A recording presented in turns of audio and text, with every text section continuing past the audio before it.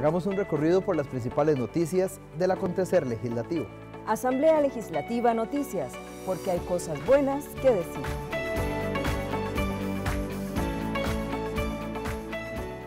Bienvenidos a Asamblea Legislativa Noticias. Les damos la más cordial bienvenida desde el Salón de Libertadores de América. Estos son nuestros titulares de esta edición. Cámaras preocupadas por decreto de 5G. Diputados reaccionan sobre fallo de la Sala Cuarta sobre jornadas 4x3. Y concluyen que Acebanacio funcionó como un banco paralelo del Banco Nacional que puso en peligro el dinero de los trabajadores. Vamos al detalle de las informaciones. Durante discusión en plenario, concluyen que Acebanacio funcionó como un banco paralelo del Banco Nacional que puso en peligro el dinero de los trabajadores. El plenario legislativo aprobó el informe de la Comisión de Control del Ingreso y el Gasto Público sobre la investigación ante el posible uso irregular y corrupto de recursos públicos provenientes del traslado del Fondo de Prestaciones existentes al 2011 en el Banco Nacional a la Asociación Solidarista Acebanacio. Algunos legisladores aseguraron que altos funcionarios del banco se aprovecharon de su posición para obtener créditos que no lograron recuperarse por la falta de fiscalización.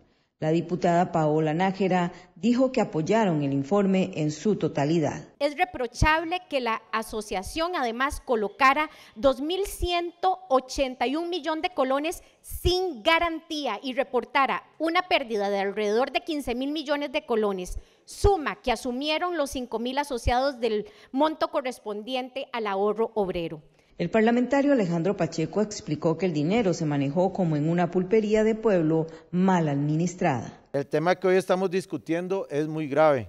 Es un tema que requiere la atención del plenario legislativo, pero también la atención de las autoridades que eventualmente tienen competencia para el accionar, de las asociaciones solidaristas. En este caso me refiero al Ministerio Público, a la Superintendencia de Entidades Financieras, SUGEF, y a la Contraloría General de la República. Por la gravedad del asunto, por supuesto, las asociaciones que se generen a partir de este informe de investigación, todas las acciones deben estar dirigidas a sentar responsabilidades, pero también a incorporar la transparencia, la ética y la adecuada administración de los recursos de la cesantía que ponemos en manos de las asociaciones solidaristas. El congresista Fabricio Alvarado instó a las autoridades judiciales a que impere la justicia y no la impunidad. Pero no es correcto decir que se perdieron. Lo correcto de decir es que se los robaron, compañeros. Les robaron 15.000 millones de colones a los asociados de Acebanacio. Esto es casi 5 veces más que lo robado recientemente precisamente al Banco Nacional. Para el diputado Jonathan Acuña, usaron la asociación como un banco paralelo. El señor Bernardo Alfaro, hoy gerente del Banco Nacional, supo de eso en su momento siendo un alto mando dentro del Banco Nacional y guardó silencio. La señora Marieta, hoy directora jurídica del Banco Nacional, supo de esto y no fue sino hasta que el diputado José María Villalta se levantó aquí y denunció eso que comenzaron a hacer que investigaban, porque habían pasado años desde que en 2017 la nueva junta de directiva de Acebanacio había estado insistiéndoles en que por favor revisaran esas anomalías y no les dio la gana, como no les dio la gana ir a denunciar a tiempo a esos funcionarios que de manera corrupta se han robado 3.200 millones de colones del Banco Nacional. La misma gente, las mismas prácticas, y hay que salvar ese banco importante para este país de esas garras. La diputada Katia Cambronero indicó que se trata de fondos de los trabajadores utilizados de forma inapropiada. Y es que lo que hoy estamos discutiendo no es cosa menor, estamos hablando de fondos que son de los trabajadores y fueron utilizados en forma inapropiada. Y mis compañeros han sido bastante amplios a la hora de explicar qué fue lo que ocurrió con Acebanacio. Yo sí quiero básicamente generar este análisis desde la perspectiva de qué es lo que está pasando con la banca estatal en este país. Y aquí se está hablando de debilitar el Estado de Derecho. ¿De cuál Estado de Derecho estamos hablando en este país? Cuando nosotros tenemos funcionarios públicos que hacen lo que quieran con los fondos de los costarricenses. Para el legislador Gilbert Jiménez, no es justo que hoy en día los empleados del banco estén aún esperando justicia. Aún estamos esperando realmente que se dé la justicia y que se culpe y se castigue con el máximo peso a todos estos delincuentes, a todos estos ladrones, a todos estos irresponsables, sinvergüenzas, que si hoy tuvieran vergüenza, cada uno de ellos debería estar renunciando si es que está todavía en el cargo o en un puesto. Porque estos actos de corrupción no se pueden tolerar. Los diputados remitirán el informe al Ministerio Público para una posible acusación por la pérdida de 15.000 millones de colones. Dentro de las recomendaciones consideran necesario reformar la ley del Banco Central para dejar de eximir de fiscalización a las asociaciones solidaristas. También proponen realizar las investigaciones disciplinarias correspondientes para determinar la posible responsabilidad de los funcionarios de la asociación solidarista pese a la prohibición. Durante audiencia en Comisión de Relaciones Internacionales, representantes de las cámaras se muestran preocupados por el decreto de 5G. Tanto la Cámara de Infocomunicación y Tecnología, Infocom, como la Cámara de Tecnología de Información y Comunicación, AMTIC, y de la Asociación Sindical de Empleados Industriales de las Comunicaciones y la Energía del ICE, expresaron su preocupación por el decreto sobre la tecnología 5G.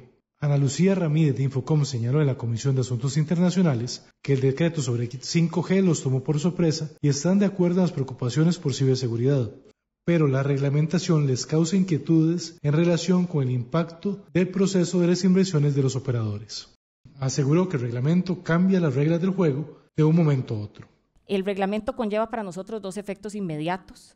En primer lugar, una limitación del mercado nacional de proveedores y todo lo que eso conlleva en la carrera hacia el desarrollo de nuevas tecnologías y en la competencia en la que ya íbamos montados hacia la ruta de 5G. Y por otro lado, las redes de 5G hay que entender que se edifican sobre la base de elementos de redes 4G, redes y elementos que ya los operadores tenían en funcionamiento. Esto permite que los operadores desarrollen su red no partiendo de una red completamente nueva, sino que iniciamos sobre la base de lo que ya teníamos. Este tipo de previsión, este tipo de proyección que hacían los operadores de lo que iban a desarrollar, el reglamento no lo permite y de raíz corta toda posibilidad de que los operadores puedan desplegar sus redes de esta manera, implicando que tienen que sustituir completamente sus equipos y además iniciar el despliegue de sus redes de cero. Paul Ferboy, presidente ejecutivo de AMTIC, comentó que en el documento enviado al MISIT también expresaron dudas en torno al decreto y resaltó la importancia de las consultas a los operadores. Además señaló la preocupación por la exclusión de oferentes. Por su parte, Aarón Chacón, de ASDICE, afirmó que no imperan criterios técnicos en el decreto de 5G. El legislador Gilberto Campos consultó sobre el juego geopolítico sobre el tema de 5G. Ustedes argumentaban que esto es un tema relacionado con geopolítica, ¿verdad? Y que esto prácticamente es un juego geopolítico, creo que fue usted el que lo dijo. ¿Ustedes serían tan amables de explicar en qué consiste el juego geopolítico en el cual el gobierno está metido y cuáles son los actores, cuáles son las correlaciones que hay alrededor de esos actores y cómo podría representar esto un impacto para el entorno internacional de Costa Rica dentro de las inversiones en materia tecnológica? Bueno, por ejemplo, cambiar, ¿verdad? Todos los equipos ahora que le implicaría al ICE, ¿verdad? Por ejemplo, nosotros no vemos una justificación técnica, ¿verdad? Como le decía también, basados en el convenio de Budapest, que habla sobre cibercrimen y no específicamente sobre ciberseguridad, aunque son temas que van de la mano. Nosotros no vemos sustento técnico suficiente ahí, ¿verdad? Como para dar, para que salga un decreto de esta magnitud, ¿verdad? Que le cierre las puertas a empresas de países que son pioneros en el desarrollo de 5G. El diputado Pablo Cibaja preguntó sobre el convenio de Budapest y la base para dejar por fuera empresas de China. Si bien el convenio de Budapest no es, y así ustedes también lo están viendo en la presentación, un estándar internacional de ciberseguridad, ¿en qué creen ustedes que se basa el Poder Ejecutivo en decir que ellos se apegan a esto para evitar ciberataques y evitar que el día de mañana nuestro país se siga convirtiendo en blanco de estos ataques? ¿O por qué creen ustedes que ellos hacen referencia a este convenio para argumentar el criterio de por qué empresas propiamente chinas, de Singapur, etcétera, no puedan participar? Viendo las motivaciones, que son las que se describen generalmente en los considerandos de un decreto, uno puede ver citada normativa, puede ver citada reglamentos, ve citados convenios, normativa OCDE, muchos temas citados en los considerandos, y de repente pues aparece el convenio de Budapest, que efectivamente, como usted lo ha dicho, es un convenio que es una guía modelo para los países que se acogen y se adhieren a él, y creo que esto es un aspecto muy de interés de esta comisión que ustedes lideran. Un acuerdo internacional en el que uno se adhiere como una guía para los países para explorar cuáles son los delitos informáticos, cibernéticos, cómo se detienen estos, cómo se detectan, cómo se investigan y cómo se sancionan. Por supuesto que habla de, es un convenio que le va a hablar a uno de proteger el abuso que ocurre sobre redes, sistemas y datos, pero por supuesto que es uno de los instrumentos normativos que podrían inspirar una regulación en la materia. No es un estándar técnico para redes de telecomunicaciones, no es un estándar técnico para el despliegue de redes de telecomunicaciones de 5G y superiores. Las cámaras insistieron en la importancia de la ciberseguridad y les preocupa la falta de criterios técnicos del decreto que busca regular la tecnología 5G. Los diputados reaccionaron tras el fallo de la Sala Constitucional al proyecto de jornadas 4x3. El plenario legislativo reaccionó en relación al fallo de la Sala Constitucional sobre el proyecto de jornadas excepcionales 4x3 que lo declara inconstitucional. Los magistrados de ese órgano constitucional encontraron un vicio sustancial de procedimiento en la tramitación del proyecto que viola la Constitución política, lo que significa que la propuesta no puede ser ley a menos que el Congreso subsane ese error cometido. El diputado Frente Amplista Jonathan Acuña manifestó que el proyecto de jornada de 12 horas está muerto. Acabamos de conocer el comunicado de la Sala Constitucional. Esa porquería de proyecto de ley que buscaba hacer retroceder este país en materia de derechos laborales está muerto. En buena hora, el proyecto de jornadas de 12 horas está muerto. Se cayó en la sala por procedimiento en el primero de sus pasos, en comisión. Y diputadas y diputados, en la Comisión de Asuntos Hacendarios discutimos solamente sobre el primero de los artículos que estaba en ese proyecto durante 10 meses, y yo y mi fracción estamos dispuestos a hacerlo una y otra y otra y otra vez, cuantas veces sea necesario. Por su parte, la oficialista Pilar Cisneros señaló que hoy es un día triste para Costa Rica. Hoy es un día muy triste para Costa Rica, es un día para lamentarnos las miles de oportunidades de trabajo, sobre todo en zonas rurales. Viera cómo veo con tristeza, con amargura, realmente con el corazón apretado, a diputados de esta Asamblea Legislativa de zonas rurales alegrándose por esto. No los entiendo, nunca los pondré a entender, porque gran parte de las empresas que quieren venir a instalarse aquí con jornadas 4-3 son para las zonas rurales. Y es absolutamente falso lo que dijo el diputado Jonathan Acuña, falso. Vean lo que les voy a leer de este voto preliminar de la Sala. La Sala Constitucional de manera unánime, óiganme bien, unánime, no encontró otros vicios de forma consultados. ¿Sabe por qué se echaron abajo este proyecto? ¿Sabe por qué? Por una cosa absolutamente absurda, ridícula. Porque este proyecto se presentó en la anterior legislatura y estaba en la Comisión de Jurídicos. Por acuerdo del entonces presidente, el diputado Krunchak, y por acuerdo de los presidentes de ambas comisiones, lo pasaron de jurídicos a hacendarios. La diputada Sonia Rojas de Liberación Nacional también se pronunció sobre el fallo de la Sala Constitucional, con el que manifestó estar de acuerdo. Yo también me siento muy contenta con esta resolución de la Sala. Aquí estuve al frente defendiendo a los trabajadores, y ahora que estaba la diputada Cisneros hablando sobre aquellas diputaciones rurales, pues yo quiero dejar claro también que soy una diputación rural y que a mí me duele muchísimo ver a trabajadores de las zonas rurales con trabajos tan fuertes, y que en un lugar donde no hay otra forma de ganarse la vida que con una empresa de estas, tienen que soportar lo que les quieran pagar porque no hay otro lugar o no hay otra fuente de empleo, y es ahí donde no estoy de acuerdo. La mayoría de los magistrados de la Sala Constitucional señalaron en el fallo que el proyecto contiene un vicio sustancial de procedimiento legislativo debido a que la propuesta debía ser conocida por la Comisión de Asuntos Jurídicos, pero la Asamblea anterior lo asignó a la Comisión de Asuntos Hacendarios, que según los magistrados no tenía competencia para ver el tema. En la Comisión de Gasto, la vicepresidenta de la Junta Directiva del Banco Central se sacude de varios cuestionamientos que le hacen los señores diputados. Silvia Charpentier, vicepresidenta y miembro de la Junta Directiva del Banco Central, se sacudió de los cuestionamientos de los diputados sobre la solicitud de la SUGEB de información de deudores. Aseguró que el Central está obligado por ley al resguardo de los datos personales. El Banco Central está obligado por ley al debido resguardo y protección de la confidencialidad de los datos que gestiona. En ninguna circunstancia puede el Banco Central de Costa Rica hacer un uso de los datos que no está permitido legalmente, ni puede compartir estos datos con otras entidades públicas o privadas.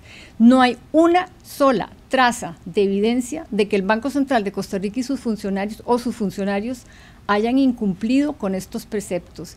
Y para quien lo haga, hay consecuencias penales. La congresista Vanessa Castro del PUSC preguntó si mete las manos al fuego por la utilización de los datos.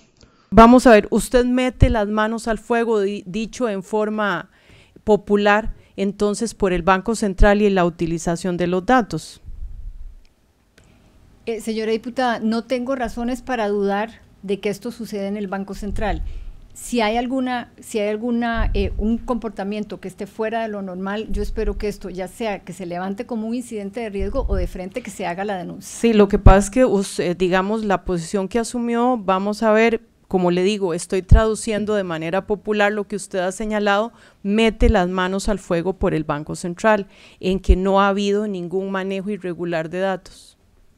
¿Es así? Sí, o sí o no. No tengo conocimiento de que eso haya sido así. Por su parte, el legislador Francisco Nicolás señaló que está claro que se solicitaron datos personales de los deudores.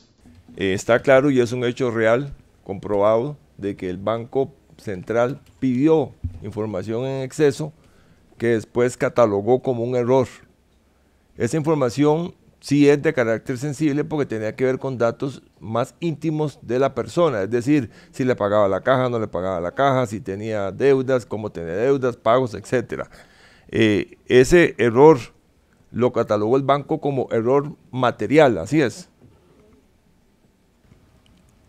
No sé la respuesta, señor diputado, disculpen, no sé cómo cuando usted oyó, perdón que le interrumpa, cuando usted oyó que se dio este error, ¿oyó a alguien catalogarlo de alguna manera? ¿Alguien le puso apellido a ese error? ¿Le puso error material, error culposo, error doloso? ¿Qué escucha usted al respecto? Yo no escuché el apellido del error, para mí es un error. La diputada oficialista Ada Acuña consultó si se le puede asegurar a los costarricenses que los datos están resguardados. Usted también dice que el costarricense, podemos decirle que el costarricense debe estar tranquilo con el manejo de sus datos individuales que utiliza el BCR. ¿Podemos confirmar eso? ¿Que pueden estar tranquilos? Sí, señora. Charpentier aseguró que el banco siempre ha resguardado los datos de los costarricenses. Apoyan proyecto que modificaría pensiones del magisterio y del Poder Judicial. Mauricio Soto, director de la División de Supervisión de Regímenes Colectivos de la Superintendencia de Pensiones, aseguró ver de manera positiva el expediente 23.733, mismo patrono, igual contribución, que busca la equidad contributiva patronal en regímenes básicos de pensiones. El director comentó ante los diputados de la Comisión de Gobierno que es importante valorar que se paguen la misma cuota patronal para todos los empleados. Tanto para el RCC como el Poder Judicial estamos hablando de mayoría de empleados públicos, ¿verdad? El 89% en el caso del Magisterio y el 100% del Poder Judicial, y que por lo tanto conviene, ¿verdad?, sopesar el principio de subsidiariedad del Estado, que lo que dice es que el Estado tiene que subsidiar el Sistema Nacional de Pensiones para que alcance mejores resultados de los que alcanzaría si se deja al libre mercado, ¿verdad? Entonces es importante, este proyecto empieza a valorar ese principio y plantea como principio, ¿verdad?, que se pague la misma cuota patronal, ¿verdad?, para todos los empleados. La propuesta de ley establece un aporte obrero máximo de un 13% de los sueldos que deben en los servidores judiciales, así como las jubilaciones y pensiones a cargo del Fondo de Jubilaciones y Pensiones del Poder Judicial, y un aporte patronal del Poder Judicial de un 5,75% de los sueldos y salarios de sus servidores. En el caso del Magisterio Nacional, todos los funcionarios cubiertos por este, sin excepción, cotizarán un 8% del salario devengado de sus patronos, tanto públicos como privados, el 5,775% del salario. El legislador del Frente Amplio, Antonio Ortega, consultó si sabía que si la iniciativa es de la SUPEN y se la pasaron a la diputada Pilar Cisneros. Don Mauricio, le pregunto, la SUPEN, ¿usted sabía que la SUPEN hizo esta iniciativa y se le fue donada a doña Pilar Cisneros? La superintendencia no hizo esta iniciativa, lo que hizo, ofreció apoyo técnico en la elaboración de esta iniciativa. ¿A Pilar Cisneros? A solicitud de la diputada por oficio. Ok, ¿usted no le parece que eso, Rosa? Y le pregunto porque usted estaba hablando de que el estudio que hace la comisión de la Escuela de Matemáticas desde la UCR, la mayoría son de forma. Yo no estoy de acuerdo con usted porque hay muchos que es de fondo, pero en todo caso en la política, como usted sabe, la forma remite al fondo. Entonces yo le pregunto si no le parece que pueden haber roces con respecto al rol de la SUPEN de supervisar, no de dirigir la política relacionada a las pensiones.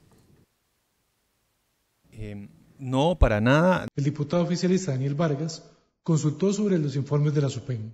Nosotros tuvimos aquí a don Raúl Hernández, actuario que hizo la evaluación actuarial a diciembre de 2022 para el Fondo del Poder Judicial, y nos indicó que al informe de SUPEN le faltaban dos insumos, un análisis de solvencia y un flujo de fondos. Si esto es así, ¿por qué ustedes no lo incluyeron en el análisis? Por lo menos de los análisis que nosotros pudimos hacer, dada el impacto de este proyecto de ley, Raúl tiene razón que efectivamente, o sea, si yo puedo llegar y presentar este tipo de proyecciones y este tipo de flujos, el detalle es que en el caso específico del Poder Judicial no se estaba proponiendo un perfil de requisitos y beneficios tan concreto y explícito como existe actualmente. La congresista Carolina Delgado señaló que siguen las preocupaciones sobre el tema de pensiones y el proyecto afecta a JUPEMA, que es el único régimen sostenible. Tras escuchar a representantes de instituciones privadas, diputados de la Comisión de Juventud, Niñez y Adolescencia muestran su molestia por rebaja en el presupuesto para la atención de la niñez. Marcel Romero Monge, presidenta de la Unión de Instituciones Privadas de Atención de Juventud, pidió eliminar la regla fiscal para el Patronato Nacional de la Infancia. Esto por cuanto dichas organizaciones se les aplicó un rebajo del presupuesto para el año 2024 de 16 al 13%. Así lo dio a conocer en la Comisión de Juventud, Niñez y Adolescencia.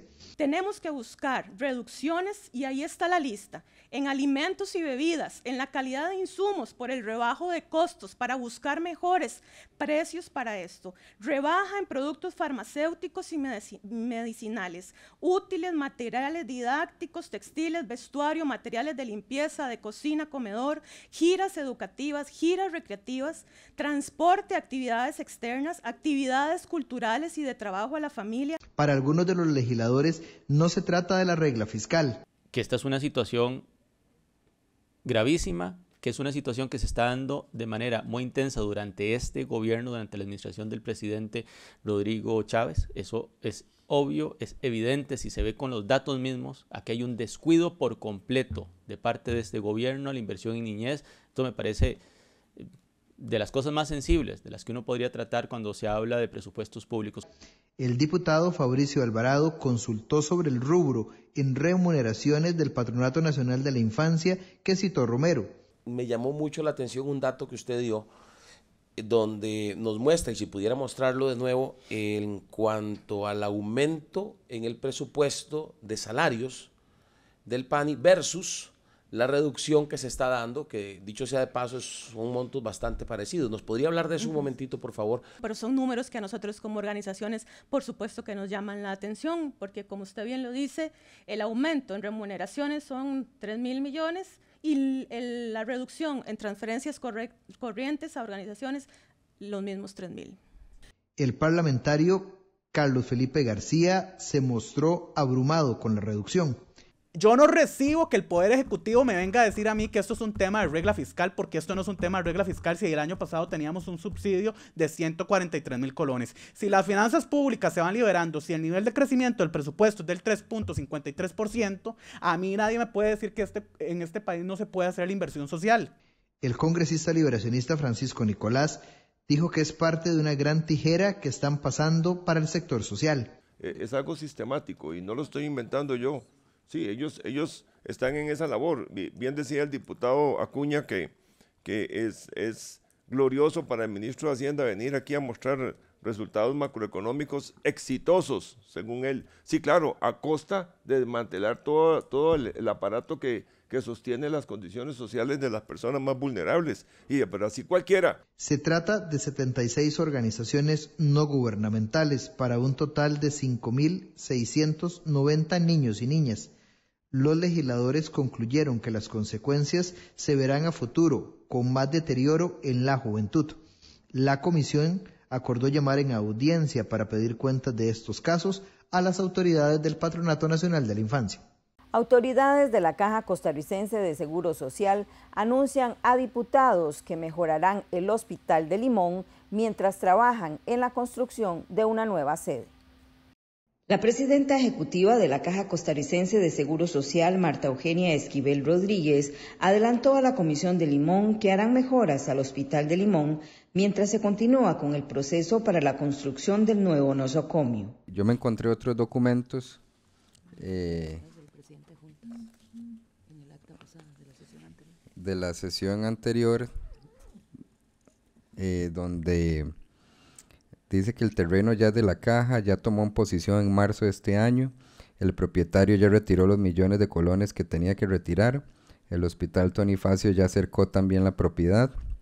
Si la Caja quiere construir, hace 5 o 6 meses ya pudo haber construido. Mi preocupación es la misma suya, son años que ningún gobierno ha hecho nada en inversión en salud en Limón, definitivamente, y ahora lo que se pretende es que en 2 años hagamos todo lo que no se hizo en 20. Pues estamos tratando de hacer nuestro mejor esfuerzo, inclusive hace 15 días, doña Susan, logramos aprobar criterios de priorización, precisamente para poder decir con variables que ya están definidas a dónde debemos establecer la inversión en materia de infraestructura. La diputada Rocío Alfaro criticó la deuda del Estado y el sistema de copago como solución a las listas de espera en lugares como Limón, donde la población tiene pocas posibilidades de pagar servicios privados. Realmente no termino de entender el juego entre qué es lo que está dentro del portafolio y no está dentro del portafolio. Efectivamente es un tema de transparencia, pero en la página del portafolio no aparece el Tony Facio como tal, no aparece el hospital de Guapil, no aparecen muchas de las otras obras que en algún momento se plantearon que estaban dentro del portafolio. Si no están y están en etapas apenas de preparación para ingresar cuando estén más avanzados al portafolio, el asunto es que no se puede asignar recursos. La parlamentaria Ada Acuña quiso saber qué otras acciones se pueden hacer para agilizar la construcción del nuevo hospital. ¿Qué es lo que puede limitar que esto pueda ser más rápido? ¿Es una cuestión de financiamiento o es una cuestión de principalmente que tiene que ver con la declaratoria de expropiaciones? Podemos hacer un esfuerzo conjunto, todas las instituciones, y avanzar con plazos más razonables, porque de verdad todos estos atrasos vienen en perjuicio a veces de la Caja y a veces también de las poblaciones, ¿verdad? Porque además entramos con procesos que a veces ya van desfasados de otras normativas y lo que nos interesa es tratar de ir a tiempo, ¿verdad? Llegar a tiempo. Por ahora, aseguró Esquivel, están buscando los recursos económicos para la construcción del nuevo hospital. Giraron instrucciones para ver la posibilidad de invertir $8.5 millones en el servicio de emergencias para la remodelación, así como para una declaratoria de emergencia. Representantes del Colegio de Ingenieros Químicos señalan en Comisión de Sector Energético que Costa Rica tiene capacidad para migrar a energías renovables.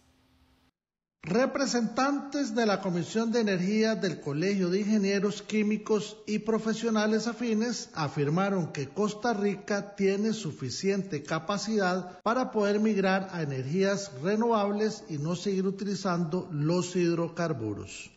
Así lo manifestó José Belfort García, representante de dicho colegio en la Comisión Especial del Sector Energético. Pero aquí lo que es relevante es el tema de la negociación, el tema de los acuerdos, el tema de la ruta de implementación.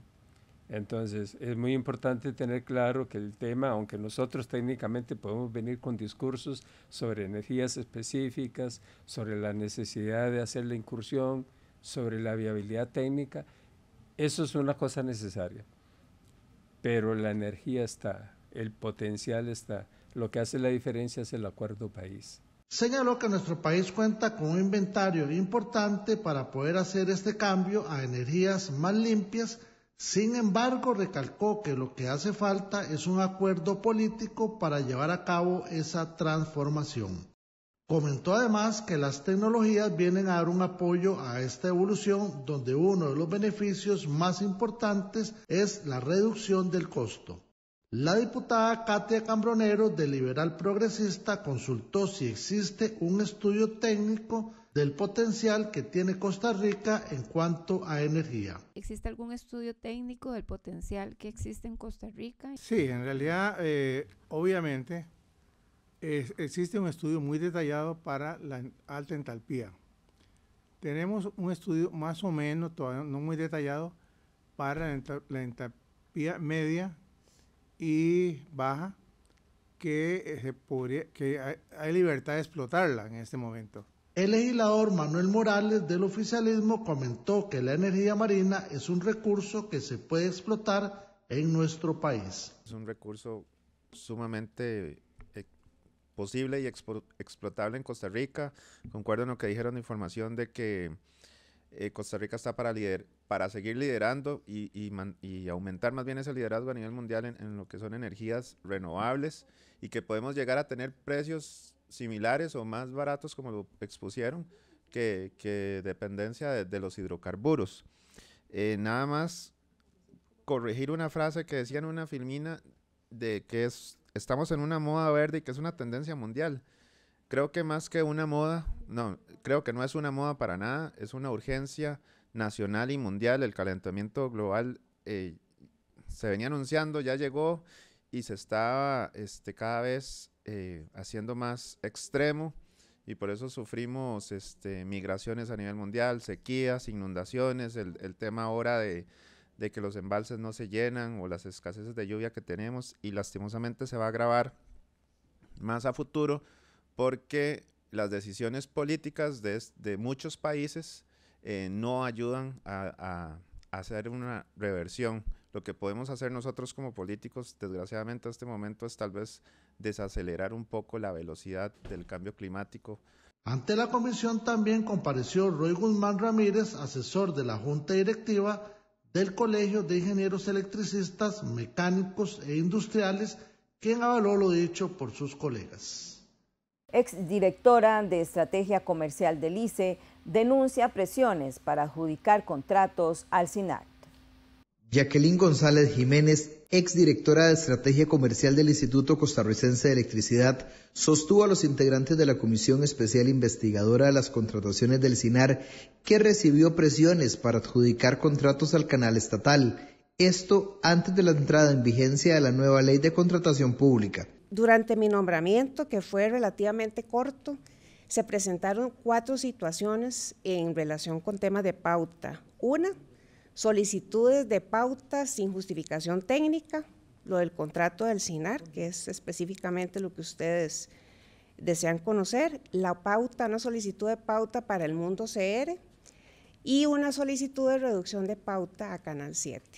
La diputada liberacionista Andrea Álvarez ahondó en las decisiones técnicas para no afectar la marca Colby. Entonces él estaba, digamos, de acuerdo con lo que decía esta presentación, en el sentido de que pasarse al CINART y pautar en medios nicho no era lo adecuado. Él avaló la presentación, yo se la envié vía WhatsApp y él la envió vía correo electrónico a Luis Diego Abarca. De hecho, tengo exactamente lo que decía el correo.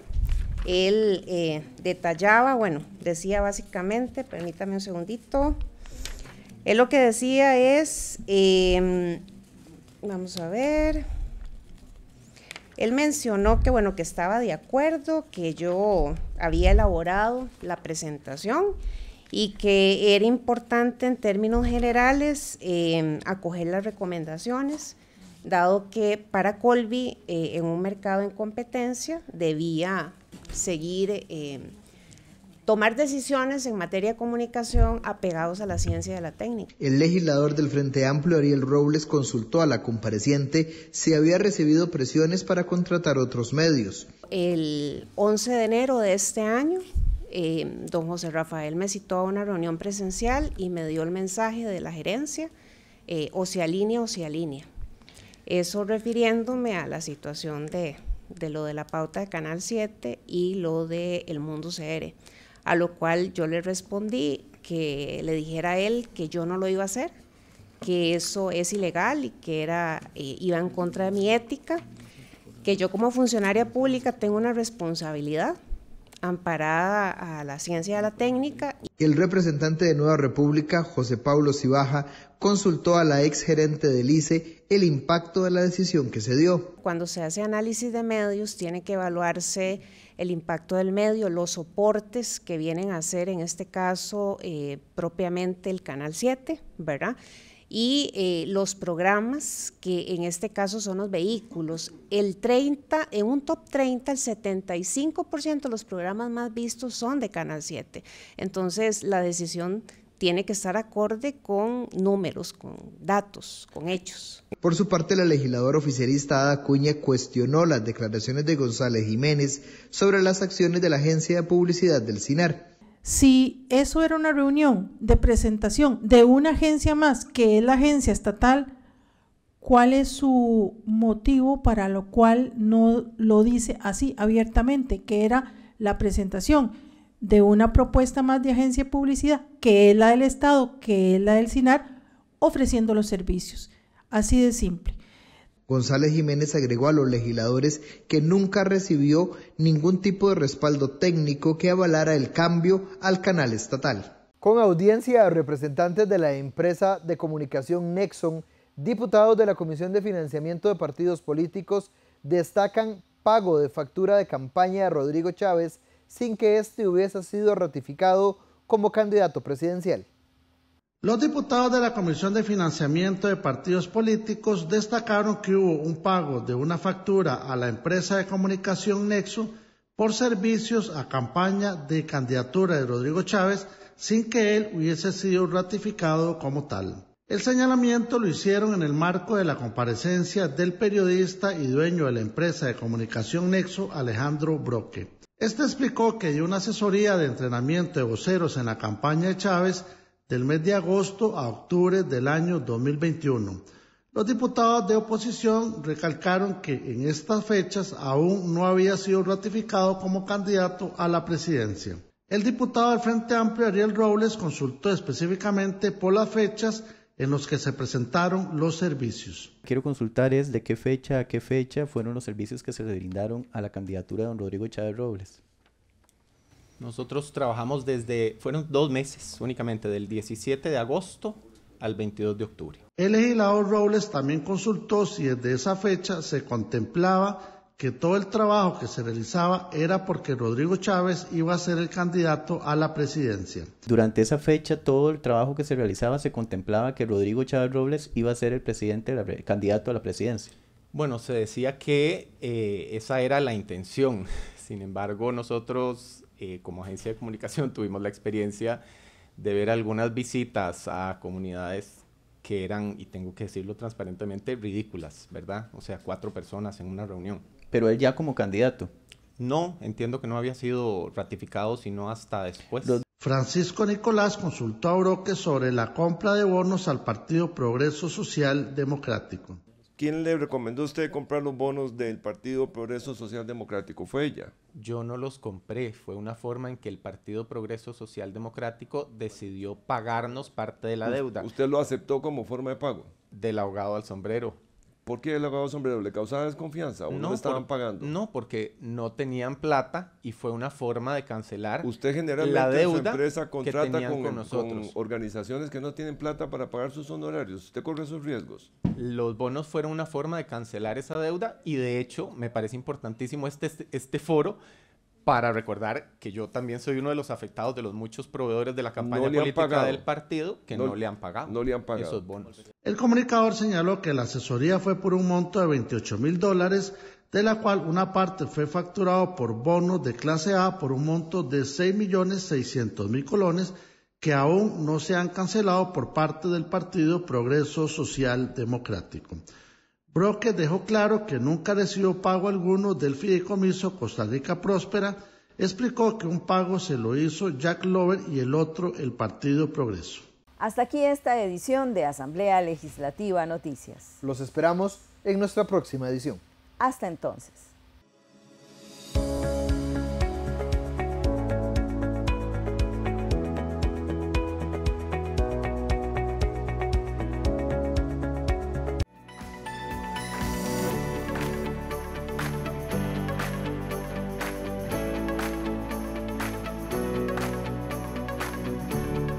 Este ha sido un resumen de lo más importante del primer poder de la República. Asamblea Legislativa Noticias, porque hay cosas buenas que decir.